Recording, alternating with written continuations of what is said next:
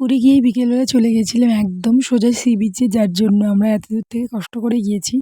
বৌদিরাও কষ্ট করে এসছে সেই রাজস্থান থেকে। আর সার্থক এত ছুটে বেড়াচ্ছে, কারণ ওকে জিজ্ঞাসা করছিলাম যে, "সার্থক অন্তত কিছু বলো, ভিডিওতে কিছু বলো।" কিন্তু ও তো কিছুতেই বলবে না। কিন্তু এখানে লাস্ট পর্যন্ত ও কিছু একটা বলল, সেটা আগে শুনে নিন তারপরে। कोटा से कहाँ से है कोटा राजस्थान।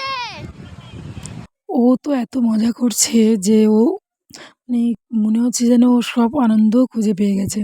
কারণ রাজস্থানে ওখানে জলের কোনো জায়গা নেই একমাত্র সুইমিং পুল ছাড়া।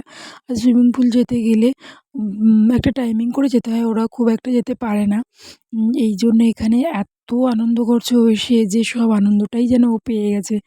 এমনি শিশুবেলাটা বা বাচ্চা বেলাটা সত্যি কোনো দিন আর ফিরে আসবে না। আমরা এখন বড় হয়ে বুঝতে পারছি যে ছোটোবেলাটা যদি ফিরে পেতাম তাহলে কত ভালো হতো। এখানে বাচ্চা থেকে বয়স্ক ৮ থেকে ৮০ সবাই এসে খুব আনন্দ করছে, খুব মজা করছে। সবাই বছরের শেষে মানে কী বলবো? বছরের শেষটা যেন প্রত্যেকটা মানুষের কাছে একটা আনন্দের একটা সময়। যে সময় একটা সবাই ছুটি পায়, একদিন হলেও কি ৩ দিন হলেও ছুটি পায়, যার জন্য সবাই একটু বেড়াতে যায়। সারা বছর কাজের পর একটু ক্লান্তিটাকে দূর করার জন্য এই বেড়ানো। তো আমরা তার জন্য সবাই গিয়েছিলাম। সবাই বলতে আমি, দাদা, বৌদি, এই যে ওরা তো ওখানে ভিডিও কল করে জানাচ্ছে যে এখানে একদম ঠান্ডা নেই, কিন্তু রাজস্থানে সেই সময় প্রচণ্ড ঠান্ডা। হাত বের করা যায় না। তাই বলছে যে এখানে একদম ঠান্ডা নেই। ওরা তো ভিডিও কলে ব্যস্ত আর আমি এদিকে সি বিচের ভিডিও করছি। সবাই দেখুন কত মজা করছে। তখন কিন্তু বিকেল 4:30 প্রায় 5টা বাজতে যায়। তবুও মানুষজন কিন্তু এখনও সমুদ্রে স্নান করছে। এই যে বৌদি আর দাদা দেখিয়ে দিলাম।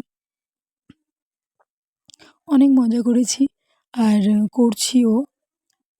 এই যে উটটা আসছে যখন, তখন দাদা বলছে, "চলো উটের পিঠে চড়ি।" তা আর যাওয়া হয়নি। এই পর্যন্তই থাকলো ভিডিওটা। দেখা হচ্ছে পরে কোনো ভিডিওতে। টাটা।